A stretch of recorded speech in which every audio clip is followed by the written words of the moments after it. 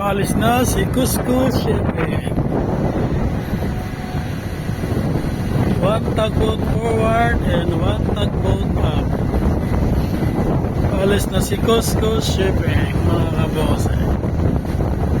Doon sa likod ng back na yan. Doon sila nakatraka. Ngayon, paalis na sila. Starship. Yan yung isa yung company na hinajak sa Gulf of Eden. Tinira ng Iranian. Yung NYK line. This is the US flag. This one Chinese flag din. Cusco Shipping. Malaking kumpanya. Gobyerno ng China na mga made in China sa laking karga yan. Siguro mga China, Chile. No, ayos yun. Mura na. Makatipid ka pa sa maintenance.